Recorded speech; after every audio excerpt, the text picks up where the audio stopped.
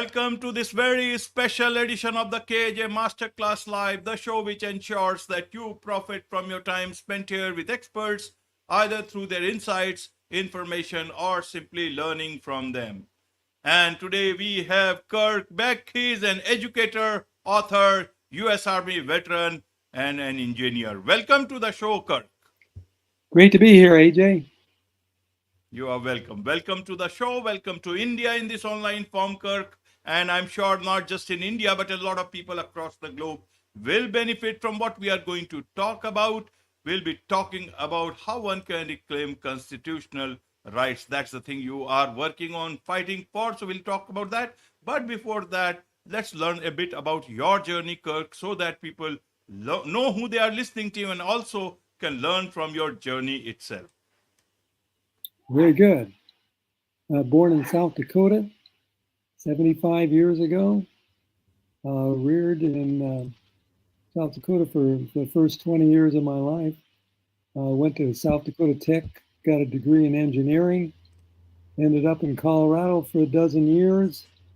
Married my wife, have 3 sons, 3 grandsons. And after those 12 years in Colorado, I found myself in California, where I've now resided for like 36 years.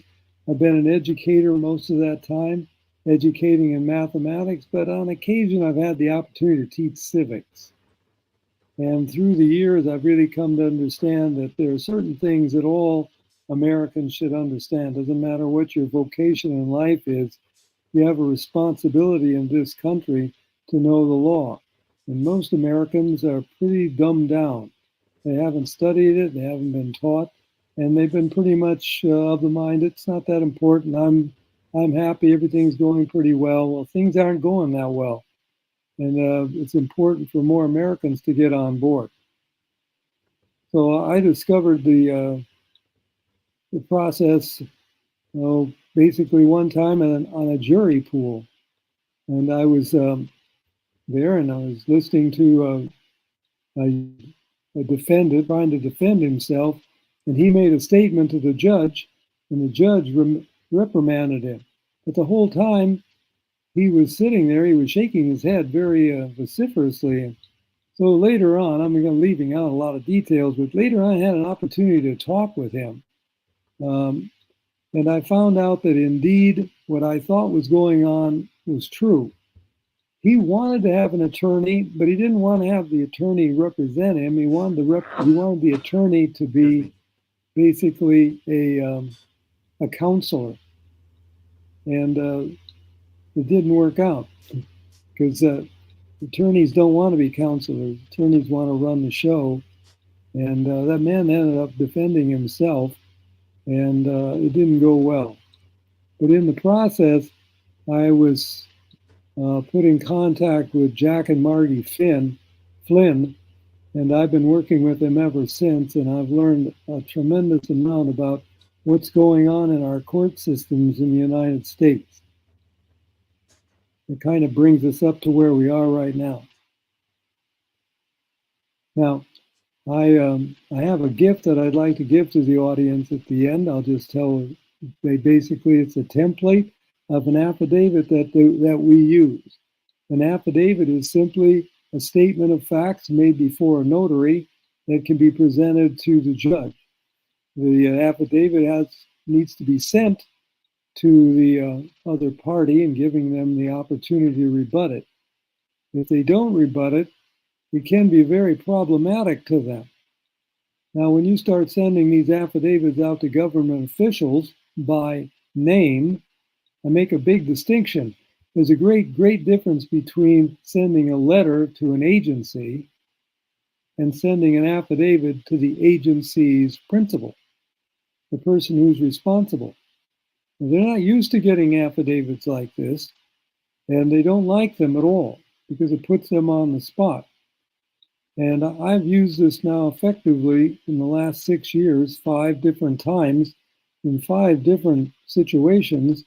And I've found that, my goodness, this power of paper has a lot of potential for good. if enough Americans could understand how to use this effectively, we can put government back inside of the box called the Constitution of the United States. Thomas Jefferson penned the Declaration of Independence, and in that declaration, he made many great statements, but the one that really stands out to me is this one.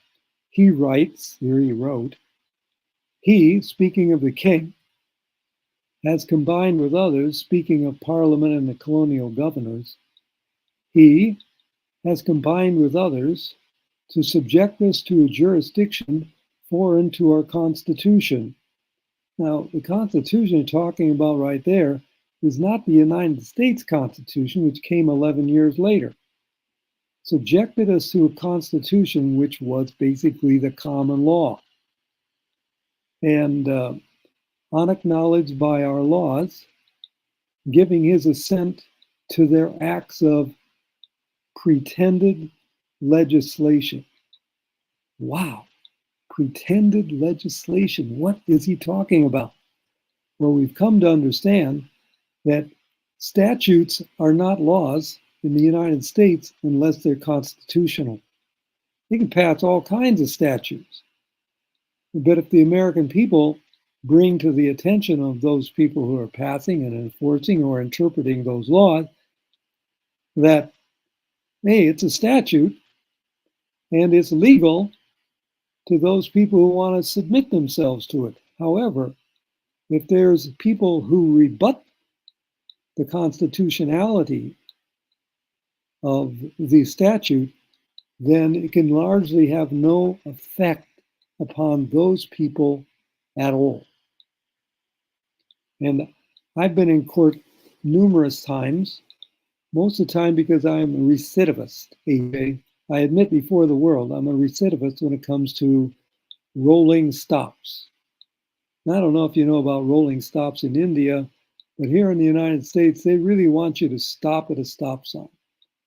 Well, I use common sense. There's nobody 50 yards that way. There's nobody 50 yards that way. I think I'm just going to slow down. And most of the time, that's fine. But every once in a while, there's a police officer hiding somewhere. And the next thing I know, I've got to talk to him. Well, I don't talk to them anymore. I sign the paper. I say, all rights reserved. And then shortly thereafter, I send him a nice letter explaining what he did wrong. Now, that's letter because my mentor said, treat people the way you want to be treated. So we always give the offending agent the opportunity to rectify things without having to take it up a notch. The police officer didn't answer me, so then I changed it to an affidavit. And affidavit, the template of which is going to be a gift to the listeners, basically states in the first paragraph their responsibility to answer. In the last paragraph, it restates their responsibility, and then it adds these very pertinent words. Everything in this affidavit can be used against you in every court in America. Now, we always get my letters and my affidavits with a return receipt request. So I have evidence that they got the affidavit. And of course, now they're not used to getting these. A police officer probably worked for 30 years and never get one of these. But he got one from me. And 3 months later, I went to court with my witness. I always go to court with a witness. And, oh, here he comes. That's the same guy who gave me the ticket. He saw me, I saw him. He gave something to the bailiff. The bailiff gave it to the judge. And about a minute or two later, the judge was saying, Mr. Beck, are you here? Mr. Beck, your case has been dropped. You may leave. Whoa, the light bulb just went on. I've been in court kind of struggling, wanting to figure out what's going on in these courtrooms, and it worked. I just followed the process, and it worked. That was a $240 fine that was alleviated because I followed the process of sending the offending agent an affidavit.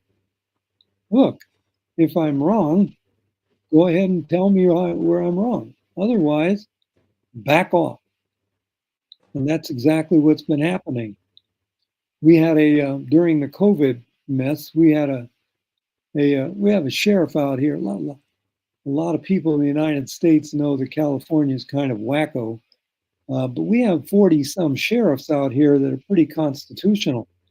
And even though our governor was going around making mandates, our sheriff said, "I'm not going to follow that. That's not constitutional. I took an oath to the Constitution."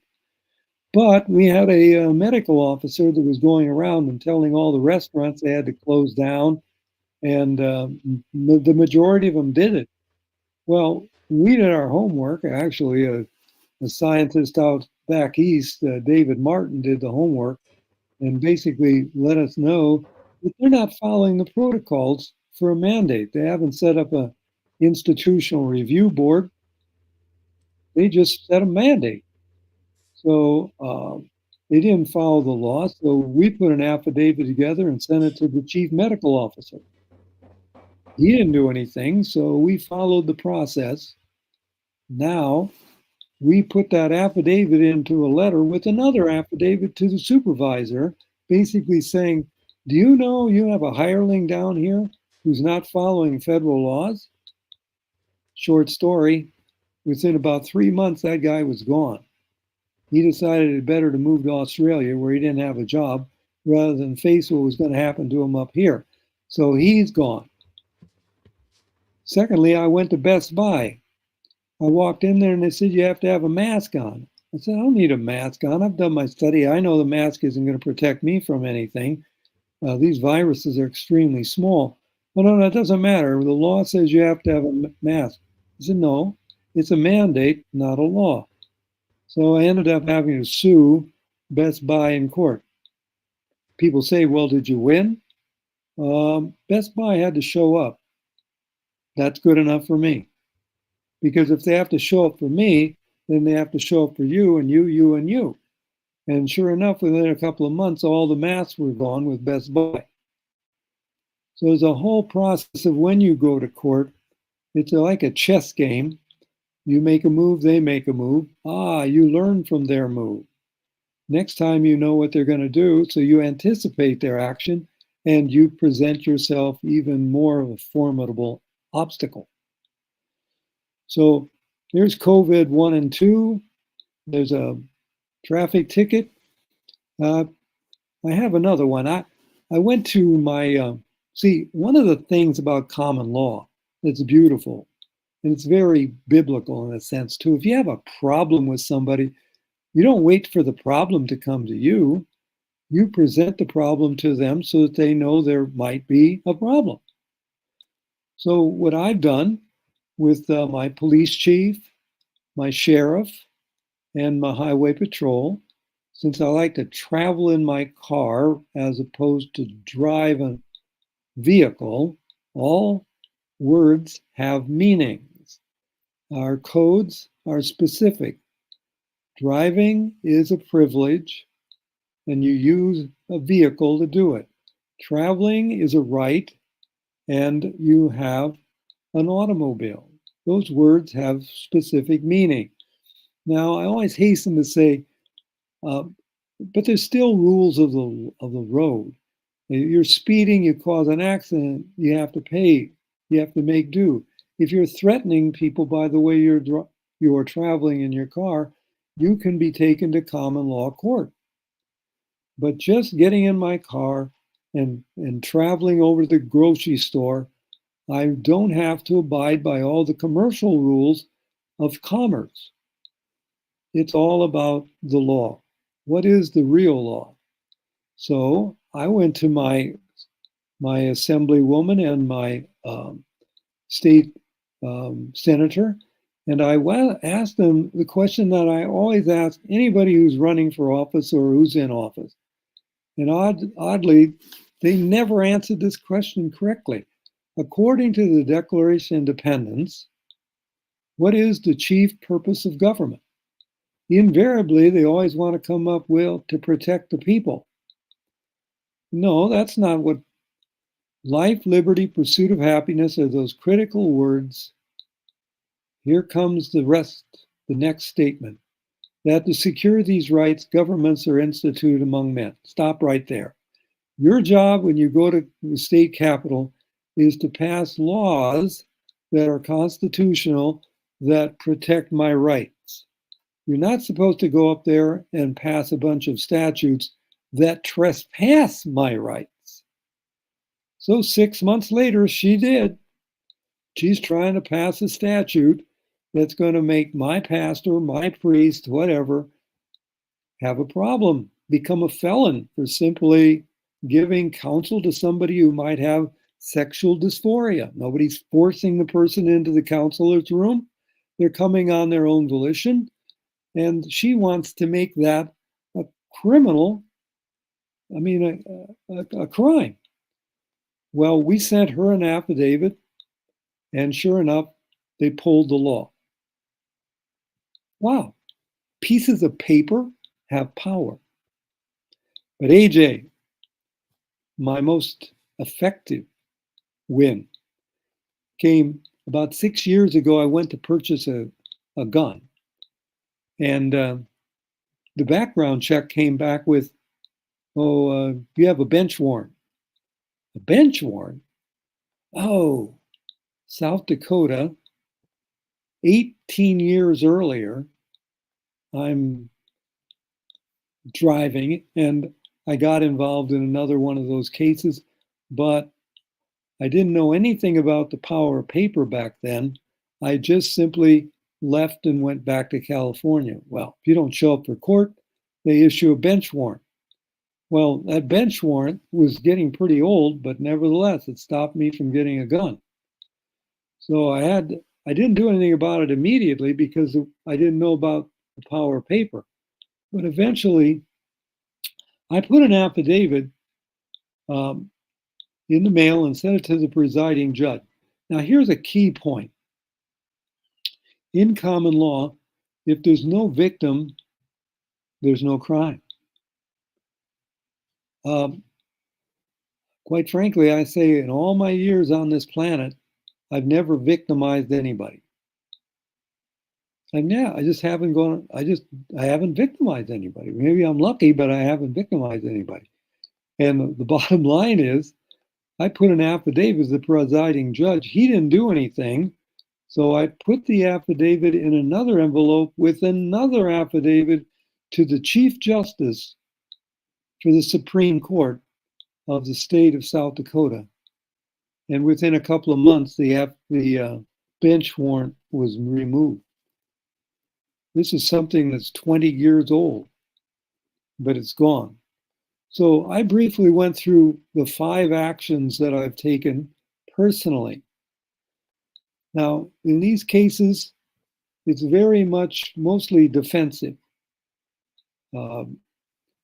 What I'm trying to work on now with other people is to put an affidavit together to the judges so that when we go into court, you've already been noticed.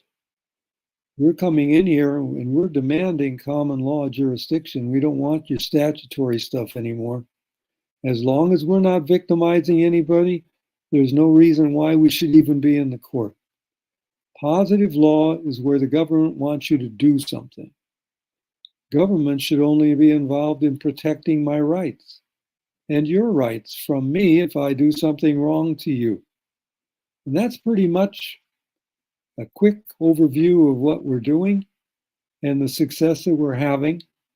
And we're starting to take this out across the country because more and more Americans have got to get on board. 1 or 2 people like me doing this, it's very effective for me personally, but it's not going to be a major obstacle to government. It's only when a critical mass of people get behind it. And my job, our job, is to educate Americans and answer their questions. An affidavit is a powerful thing, a very powerful thing. And it can have a revolution through the mail. I'm pausing, AJ. What's your question? Wonderful. I was just listening to your story and the things that you are doing on the ground, and that they actually, as you said, pieces of power have, pieces of paper have power, and they do indeed. So I want to understand from you, Kirk, is that firstly, how many affidavits have you filed personally, and how many have you motivated others to fight for their constitutional rights through these pieces of paper? Well, I've probably done 10 to 15 different affidavits. Most of them are just kind of lying there because I haven't had a problem with them, but I want them to be aware of it. Our job as Americans is to educate our public servants. I don't want to call them our leaders. They're not our leaders. They're servants. We need to stop treating them like they're our leaders. I have found, there's some classic examples of this. A woman came to our church and she was running for judge. I waited till most people were gone, and then I went up and talked with her, and I said, Amy, what's the Seventh Amendment? Embarrassment. I don't know. It's so embarrassing. I don't know. I said, Amy, that's the amendment that gives me a right to have a jury trial in your court. Oh my God, now she's really embarrassed. And I'm finding out, hey, just because they're a judge, just because they're a person who's been sitting in elected office for a decade or more, doesn't mean they know the Constitution at all. There's a dearth of education in this country that's important. It's like I taught mathematics. Mathematics is important, but by golly, you can get along in life without algebra. But if you have a nation that doesn't know the law, that nation is doomed. Now, it might not happen overnight, it might take a couple decades, but eventually corruption is going to breed corruption. It's going to get bigger and bigger until, oh, now a whole lot of Americans are just throwing up their hands saying it's so bad. Well, it's extremely bad in Washington, D.C. It's not that bad in my county. We can take the county back with 300 people or less doing what I'm doing. I don't have to win any elections. Basquiat wrote the classic book of the law. He wrote it in 1850. And he said in that book that if the law can be kept to its proper boundaries, it makes no difference who is elected. Wow. I've worked on elections. I know how much work they are, and then you still lose. But I'm 5 for 5 with affidavits. And right now, we're trying to go after the Attorney General for the entire state of California because he's done some really bad stuff. And he hasn't got any legs to stand on. His feet are 3 feet deep in the mud. He can't move. Sometimes they do things really badly, and they're just sitting ducks. And that's what our Attorney General's done. But he's getting away with it because people don't know. And that's the purpose of me getting on this call and the other calls, so that Americans will start asking better questions. You don't have to wait till the next election. We can educate our legislators when they try to pass a bad statute. We hit them. We got an organization in Massachusetts that's doing a much better job than California. Recently, the Massachusetts state legislature was bemoaning the fact that this has been the least productive legislative session in decades. The reason why it's least productive is because a whole bunch of people out there are doing notifications and affidavits. Every time they put one of these bad statutes out, they get hit with all this paper. So they go, wait a minute, we can't pass that statute. It's not constitutional. And these people are telling us what they're going to do if we try. So they back off. This is amazing what a small number of people can do. If we get 300 people, 30 people, somewhere between 30 and 300 people doing what I'm doing, I really believe we can have a powerful effect in the state of California. But it begins in the county of Riverside. Counties are where we got to work.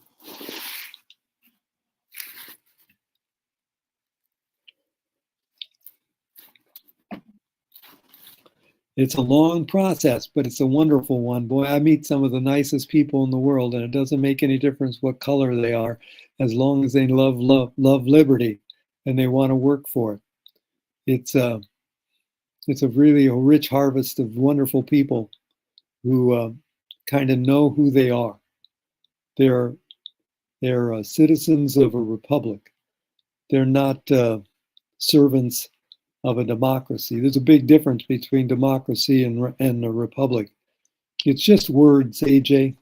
There's so many words that need to be properly defined so that you can hold government back to its proper boundaries. That's the job of the citizen in this republic. Know the law, teach our servants what the law is, always treat them with respect, always treat them with honor. They're in a position of honor. They're not doing it honorably. They don't keep their oath of office, and they haven't been reminded recently that that's their job.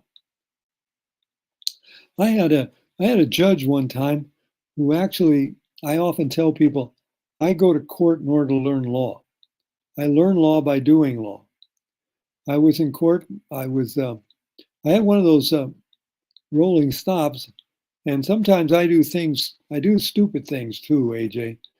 I decided, well, I'm upset with this one. I'm not even going to pay the fine. Well, then they suspended my license. So I got another one of these.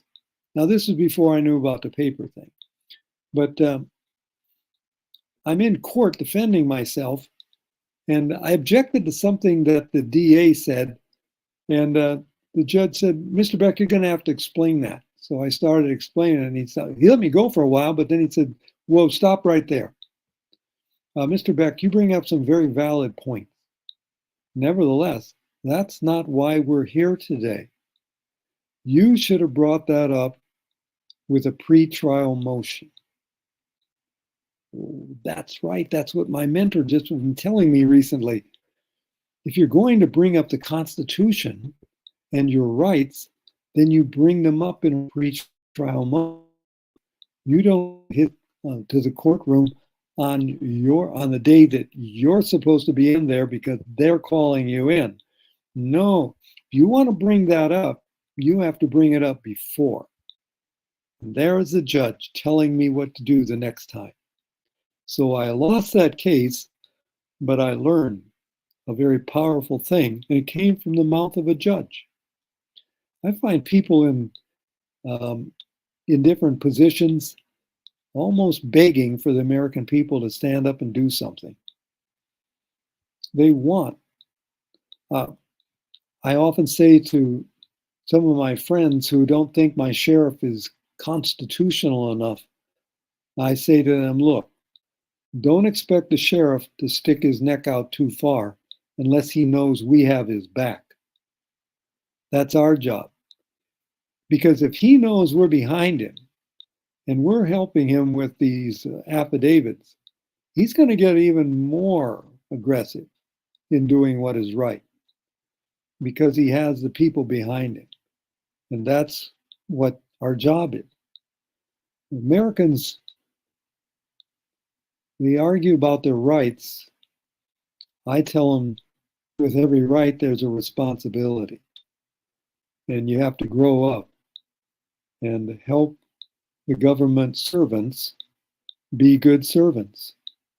And you'll find out that a good share of them just been waiting for you guys to show up. Right, Kirk. So I want to understand from you, why is it that the government's servant, are still like that? Governments come and go every 4 years, and in other places they have their own tenure. Why is it that public servants tend to forget about their constitutional duties? Why is it that it suits them that people do not exercise their or reclaim their constitutional rights? Whereas in other countries, in poorer countries, it can still be understood. But in a country like India, like US, with so many resources, why is it that they are not educating people, whichever government is in power? Well, okay. I'm an educator of 40 years. So when this country started for the first up until 1840s, the 1850s, we didn't have any public schools. Now think about this. Public schools are run by the government. Why would the government teach the citizens how to control government? Doesn't make sense. Of course they wouldn't do that. They don't teach the people the things they need to know in order to be free. Government has a natural affinity to grow in power and desire for more control. It doesn't matter whether it's in India or in the United States, it's always the same. And but what we have here is a rule of law that if you understand how it works, and I'm still learning a lot, we have so much more to go on to get to where we need to be. But I've just had so much success just at the level that I'm working at, that if more Americans would just study, there's wonderful books on this topic. Later on, if you want to, I can give you some of these books, one or two that you could put out there so people can read them. But the essence of it is simply this. It's happened because the Constitution begins with the words, "We the people," not "they the elected." It's always been the people. And one of the beautiful things also is that I remember the Revolutionary War, less than 10% of the people took part in that. When Washington was at Valley Forge, freezing during the winter, the British were hunkered down in Philadelphia. They had quartered themselves into American homes, and American farmers were selling crops, food to the British, while their American brothers were freezing 20 miles away. So it just, I recognize those men in that Valley Forge through that harsh winter. Those were the real patriots, to 10%, who made this country what it is. So the majority of the people will never be the solution. It'll always be what Samuel Adams called that focus group, that hardcore group of patriots that latch on to liberty like a dog latches onto a bone and doesn't want to let go. And we're not going to quit. We're going to grow in our numbers until we're a critical mass. And then our goal is to take this county back. Our goal, once we get to a critical mass, is to go to our county, and we're going to get 2 ordinances passed here. One ordinance is to set up a people's grand jury, not a government-run grand jury, government supervising government. No, a people's grand jury with subpoena power. We call you in, you sit in the chair, you're under perjury if you tell lies, and we will put you in jail, we the people will, because our second ordinance is a militia made up of people who have been properly trained by the sheriff and have arrest powers. Now, we're a ways away from that, but we have the goals. It's through basically here in the United States, look up tacticalcivics.com, tacticalcivics.com, and you'll be part of an organization that has put in over 80,000 hours of study in US history of what this country used to be like when we had people's grand juries, not run by the government, run by the people with subpoena powers and a militia that had arrest powers. We've got a lot of history to rediscover, and we can't expect the public schools to help us. But through mediums like this and seminars, I'm working right now with a man who's running for Congress. It's an uphill battle. I don't usually get involved in elections too much, but when I have a congressman tell me that if he wins, he will set up seminars in our county where we will teach the people the power of paper. When you get a congressman using his franking privileges, which is, free mailings, to everybody in the county and telling them that we're going to have some fairly well-known speakers, wouldn't be me probably. We've got other people that speak better than I do with higher credibility. They would come, they would lead, I would throw in my experience, and we'll get our 300 to 3,000 people lined up, and we'll get the ordinances passed, and we'll have a beachhead in California, one of the wackiest states of the 50 states. If we can do it in California, we can do it anywhere. Right, Kurt. I want to understand, you talk about the program called Power of Paper. Now, the Constitution itself devised, came up with a lot of protection from the things called newspapers or papers, called also, in India, as we call them, as the fourth estate of democracy. I guess it's the same thing. Why is it that these papers, who were supposed to educate people, represent people, talk about them, bring these officials to task who are not doing their task, not only the servants, but also the leaders, but they have given way to everything, and everything seems to have become politics. Was it just the tide of time, or was it because they have done it intentionally, or is it because again it was all a conspiracy? Help us understand then, because this looks like only the power of paper is coming to the rescue of people. Well, this is a very difficult question to answer. All I can do is kind of hit this superficially. It really happened back in 1916 when the United States put aside the Constitution. It says the federal government, the national government, is supposed to define what money is. We set up a Federal Reserve System in the United States, and we went to a fiat money system. We have a Federal Reserve in the United States. It's not federal at all. It's private banks. This has been the demise of all the great countries in the world, and it's the problem in America as well. We are $32 trillion in debt because government, the United States federal government, liked the idea, well, we can just print all the money we want.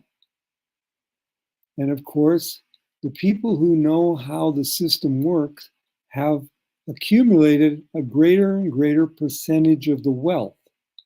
And for the last, I don't know how many decades, they've been systematically moving people who have been properly vetted, that are not constitutionally minded. They're power-hungry people. And they move them into all the different agencies in the United States. I mean, the blessing, whatever you think of Donald Trump, my goodness sakes, he exposed the deep state. He exposed the fact that here's the president of the United States. He can't get anything done because he's got these bureaucrats that run all over the place that are running the government. So whether you had ABC, NBC, all the major media have been taken over by what I would call oligarchs, people across the globe that control a huge percentage of the money. And their interest is, the World Economic Forum comes together and they set up their agenda. And they keep prodding, just keep moving slowly but surely with their money to taking control of this company and that media outlet and that media outlet. So that in America today, generally speaking, whether it's a Republican or a Democrat, as long as they're part of the program, the Democrats are 100% now. We don't have anybody left in the Democratic Party. Robert F. Kennedy tried to be a Democrat. They wouldn't put up with him, so he had to leave. Tulsi Gabbard had to leave. Alvin Dershowitz had to leave. Elon Musk had to leave. There's nothing left of the Democratic Party. A good percentage of the Republican Party is the same way. But God is great gracious. It always allows a remnant. There's always some truth out there somewhere, and it's still available to the American people. Look what we're doing right now. It's still available across the globe. Will we be successful? I think so. In any case, duty is ours, the results are God's. So said John Quincy Adams. It's just money, AJ. It's just money. They have all the money and we have the truth. We should still win. We have to have courage, though, too. Truth without courage, not going to get it done. Yes, Kirk. Others have spoken. You are speaking. And the power of paper will continue to speak.